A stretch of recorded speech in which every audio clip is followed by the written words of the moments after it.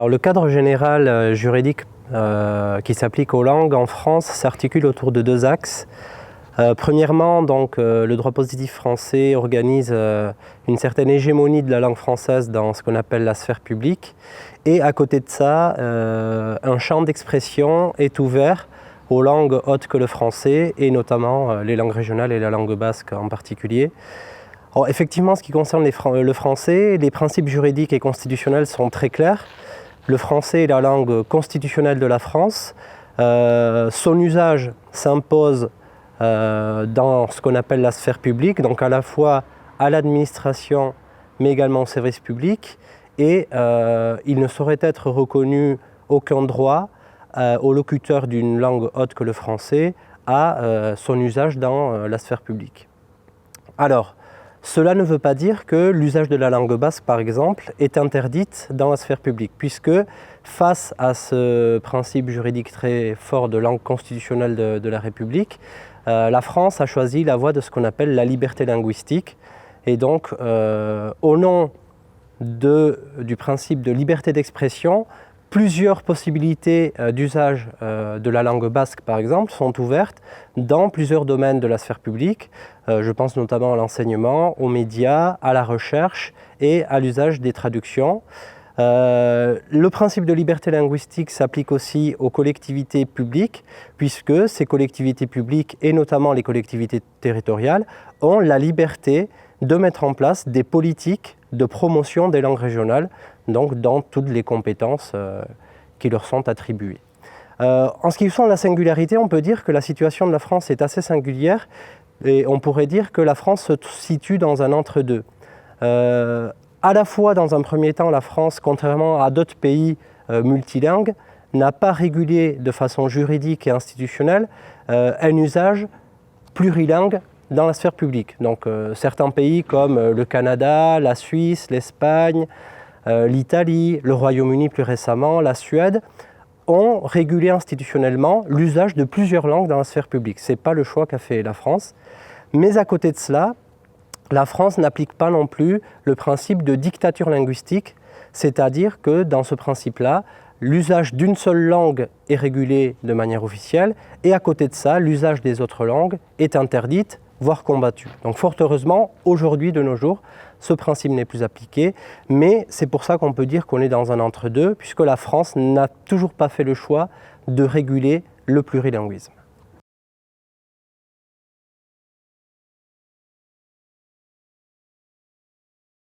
Alors, les possibilités d'action dans ce cadre juridique s'articulent autour du principe de liberté linguistique.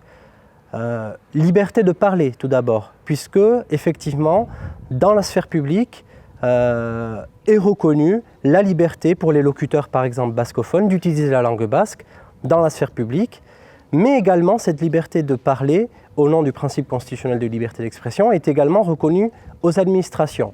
Ce qui veut dire que les administrations ont la liberté de mettre en place des politiques d'usage bilingue dans leurs services, par exemple, dans plusieurs services publics. Donc l'enseignement est bien sûr le service public phare, mais on peut penser aussi à d'autres services publics bilingues, l'accueil des mineurs, les crèches, les loisirs, les services municipaux, etc. Donc premier axe, première possibilité d'action, liberté de parler, liberté d'expression.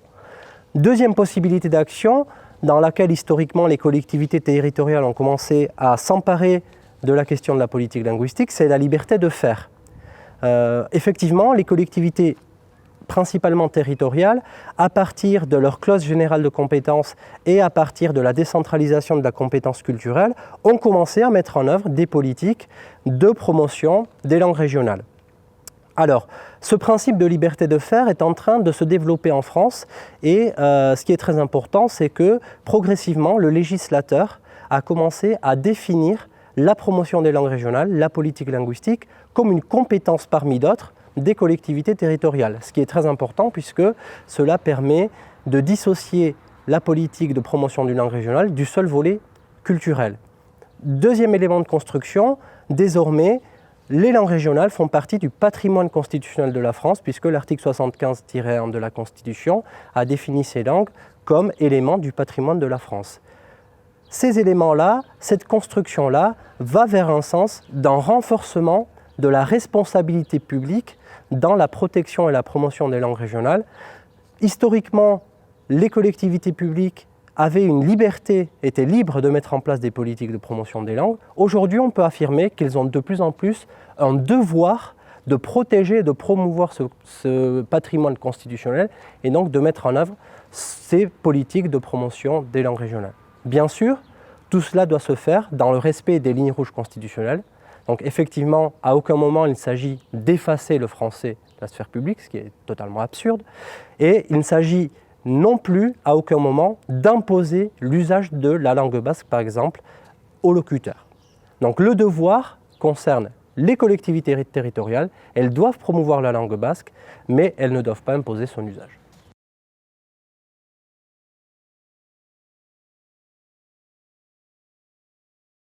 La loi NOTRe et plus généralement les plus récentes avancées législatives abondent dans ce que j'appelle la construction d'un droit de la diversité linguistique en France.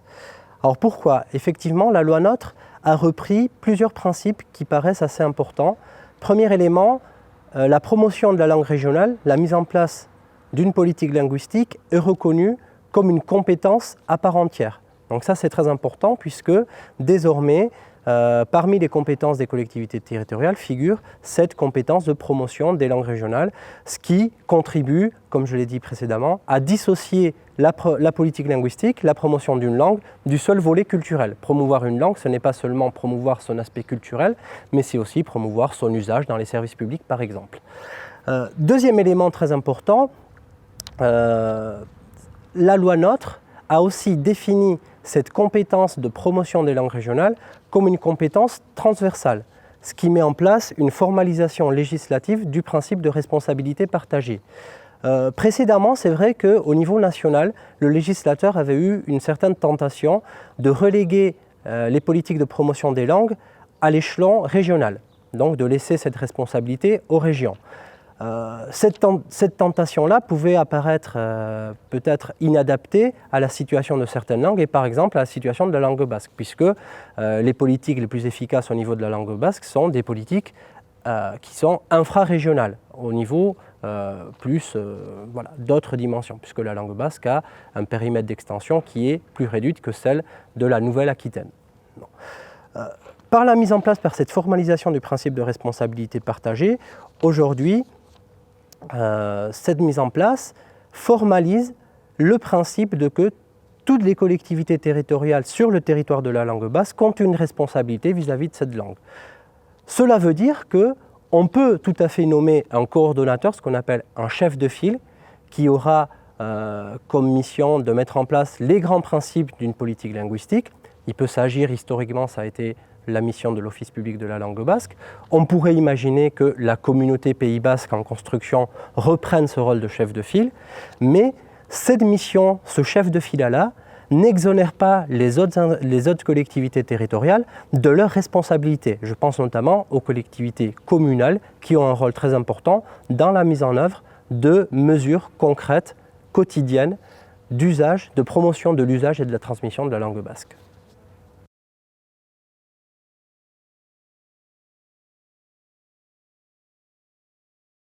Euskararen edo hizkuntza baten berreskurapen politika modu koherente batean eramateko 3 esparru zaindu behar dira. Lehen esparrua da gizartearen eta gizarte zibilaren lana eta borondatea eta militantzia. Bigarren esparrua lirateke politika publikoak eta hirugarren esparrua lege babesa. Kuadro juridiko egoki bat berreskurapen politika hori martxan emateko. Berreskurapen politika bat aipatzen delarik, helburua da egoera zailean den hizkuntza bat berriz indartzea, beraz, bere ezagupena eta bere erabilpena azkartzea.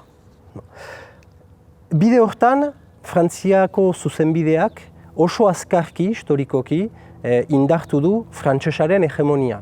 Frantsesaren elebakartasuna eremu publikoan eta frantsesaren pisua eta babesa. Horren ondoan, Frantziako zuzenbideak ez du asmatu aniztasun linguistikoa erregulatzen, arautzen. Orduan, gaur egun, beharrezkoa da lege aldetik, justuki, aniztasun linguistiko hori babestuko dituen neurriak plantan ematea. Adibide batzuk, lege aldetik ze egin daiteke konkretuko euskararen egoera hobetzeko. Babes egoki bat eman, adibidez, irakaskuntza mailan, murgiltze eredua deitzen den eredu hori eskola publikora eramateko, murgiltze pedagogia aplikatzen duten ikastetxeek, sehaskako ikastetxeek ez dezaten trabarik izan diru laguntza publikoak jasotzeko haien inbertsio kostuetan.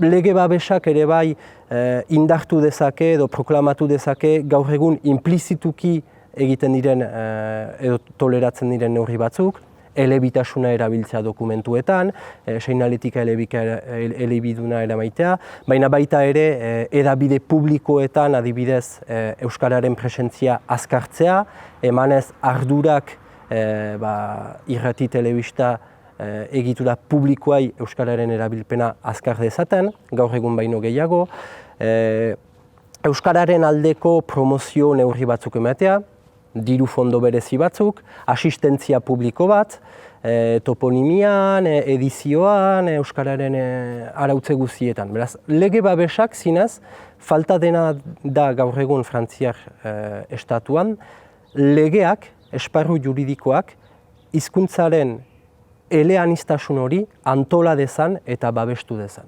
Eta gaur egun inplizituki onartzen diren neurri batzuk formalki babestu daitezen.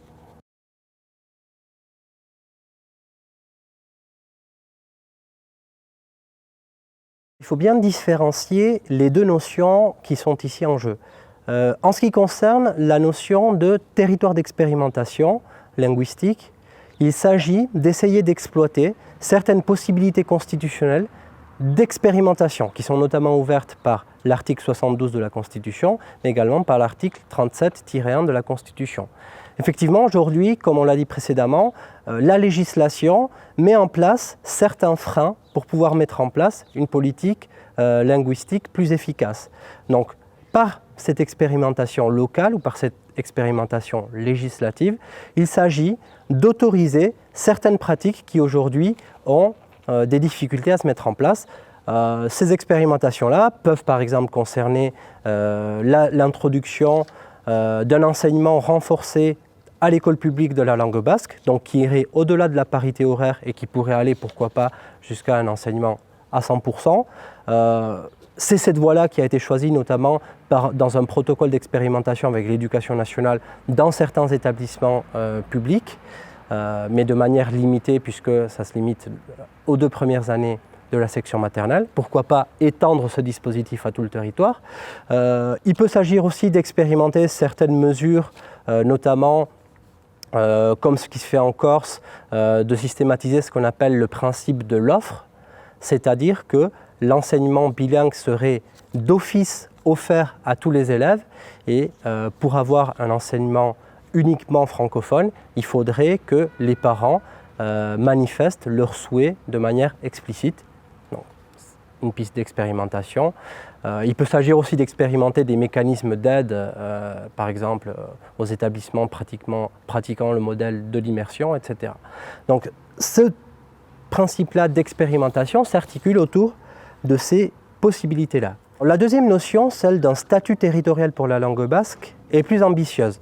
Dans l'absolu, cela reviendrait à négocier un statut qui devrait être législatif, dérogatoire et particulier à la langue basque. D'où vient cette idée? Cette idée-là d'avoir des mesures différenciées et adaptées à la situation sociolinguistique de chaque langue avait déjà été proposée dans ce qu'on appelle le rapport Caron, qui avait été qui avait été réalisé en 2013 à la suite d'une commande de la ministre de la Culture de l'époque, Aurélie Filippetti, et donc qui préconisait parmi les différentes mesures de mettre en place des mesures justement adaptées à la situation de chaque langue. Donc poursuivant dans cette idée, cette différenciation et cette adaptation des mesures pour la langue basque peut se traduire par un statut territorial, un statut qui dans l'absolu devrait se définir autour d'un statut législatif. Les statuts territorialisés en France, en particulier en France métropolitaine, ont été construits toujours autour d'un statut institutionnel particulier. Je pense notamment à la Corse où, à l'intérieur du statut de la Corse, donc, qui avait déjà été mis en place en 1991 et dont la dernière version, donc la collectivité territoriale à statut particulier, remonte à 2002, certaines mesures territorialisées en faveur de la langue corse avaient été mises en place. À défaut de cette vision absolue, comment construire un statut territorial sans passer par ce statut législatif qui apparaît aujourd'hui assez compliqué? On l'a vu notamment dans les débats inhérents à la collectivité territoriale à statut particulier. On pourrait tout à fait imaginer d'avoir un statut sans passer par la case législative qui pourrait se construire progressivement par un amoncellement de régimes d'expérimentation ou de régimes dérogatoires. Cette piste-là nécessite d'avoir un référent institutionnel. Le référent institutionnel est en construction, il s'agit de la communauté Pays basque.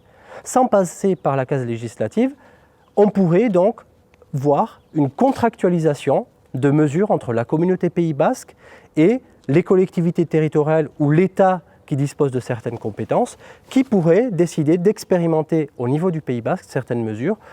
J'en ai cité quelques-unes pêle-mêle, pourquoi pas, territoire d'expérimentation au niveau du Pays basque de la généralisation du principe de l'offre. Généralisation, en tout cas, renforcement d'un enseignement bilingue basque renforcé, 75%, 80%, 100%. Les mesures sont à trouver. Donc, par cet amoncellement de conventions, de délégations, d'expérimentation, avec un référent institutionnel, la communauté Pays basque, on pourrait aller vers les premiers pas de ce qu'on pourrait appeler un statut territorial linguistique de la langue basque.